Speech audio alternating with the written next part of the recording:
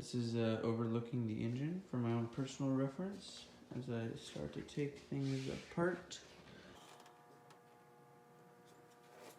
Yes, interesting.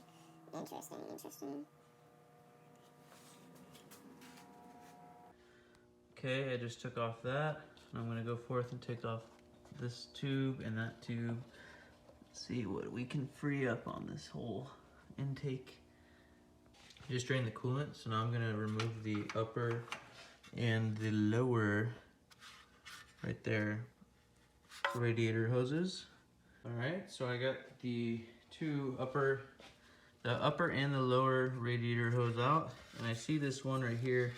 I'm assuming that's the bypass. It goes from here to just down there. All right, so I went ahead and took that air tube box thing off to get a better look. We got this one. There's actually three, that one and that one.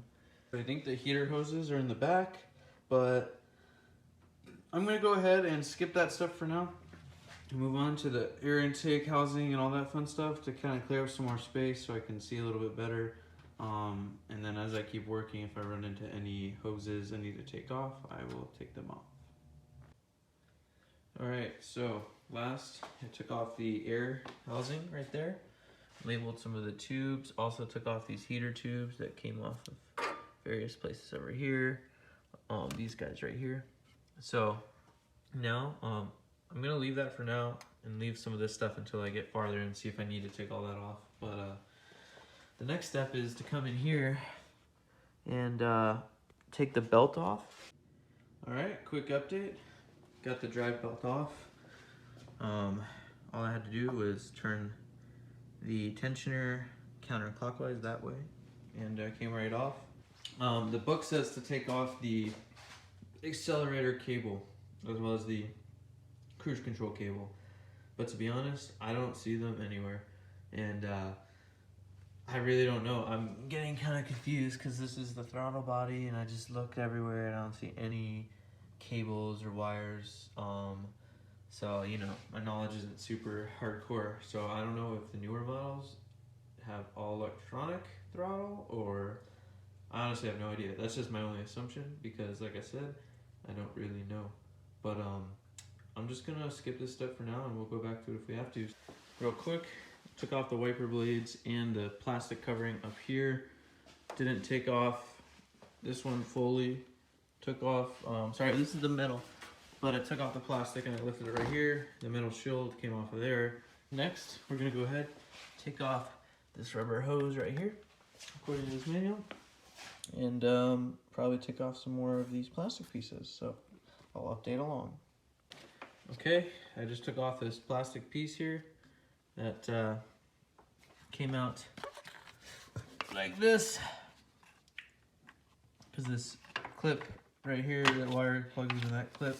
Also, I unclipped this right there from that right there. Pretty self-explanatory, but just thought I'd point that out. I just went back and disconnected a few hoses and labeled them, and then disconnected this fuel line. For reference, this piece went on just like that. The hose is down tucked away, but that's what I've done just now. All right, so I just got the little throttle body, whatever it's called, off, and those little things that go on the side with the gasket, and also try to disconnect some more stuff in the back. And yeah, we'll see if I got everything, or if I still gotta disconnect maybe some more random shit. All right, so came in here, disconnected this bracket, put the screw back in. Now I'm gonna pull this wire out from here, all in an attempt to disconnect this whole shebang over here with some clips and these wires. I disconnected and labeled the wire, so just trying to get all this wire shit out of there. I took off the rest of the brackets, got the plastic wiring over there. Now I'm taking out the bolts for the intake. All right, big progress. Got the intake manifold off. It was not that bad.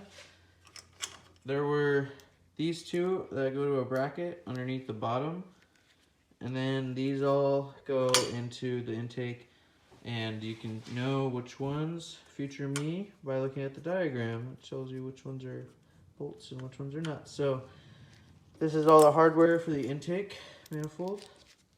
Going to probably should just put it back into where it goes. All right, I just took this bracket right here out from right here. There's a hole down there, goes in. And also took out the screws to take out this whole thing right here. So, yeah. All right, so I disconnected the alternator cables, swung all that shit back, replugged in the screws, and it's looking like more progress here. So now I'm gonna start working on taking off this right here, this intake catalytic converter thingy.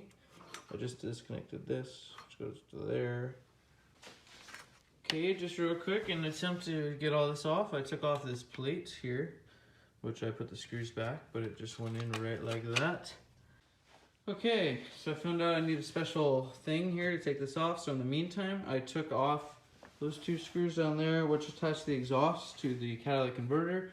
Also, I took off these bolts, one of which goes underneath the car. You have to crawl underneath, and it attaches a mount to this. The other one, you come down in here, it goes to that bracket right against the engine back there. Yeah, those were hard.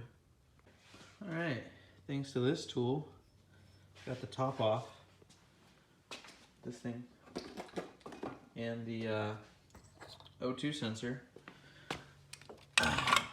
So now I can just go forth and go right down the line and take off this thing. Pretty self-explanatory. This wire here has this clip that slid in into there and connected to this. And now everything will slide off. Did not have to take off the heat shield. Going well. And this one, that one, for the thermostat housing. Everything's disconnected. Still leaking a tiny bit. I think it connects to this. It will just pull it off of that hopefully.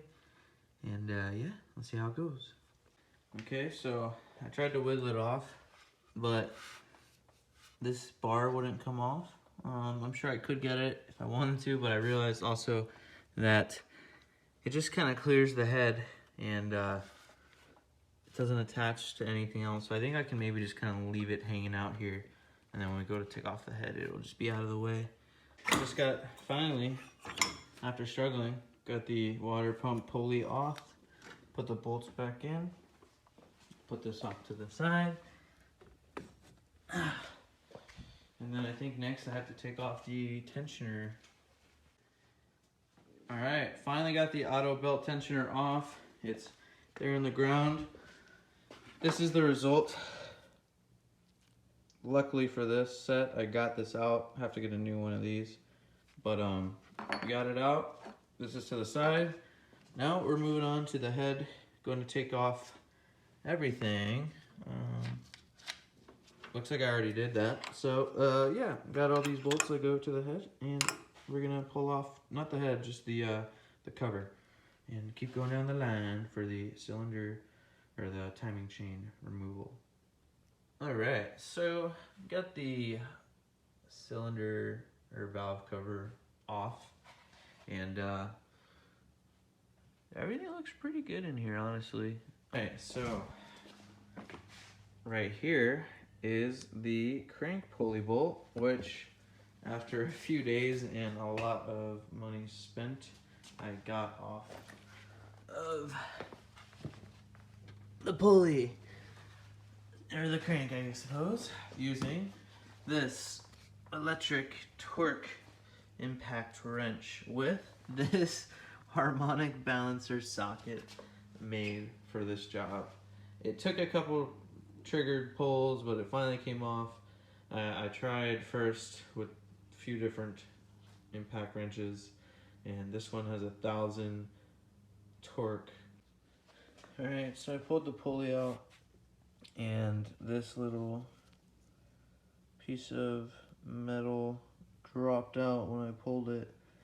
I'm not exactly sure where it came from, but I do know that it does fit in this. You can see like that. So it might just be like a a placement holder or something like that. I'm not really sure, but I'm at the point now where I got the jack, got the wood.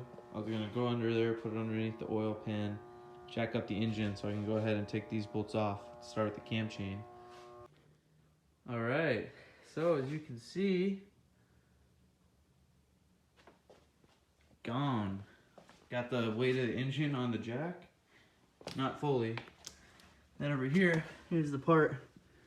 Got the small bolt on the left, the big bolt on the right. I left them in there.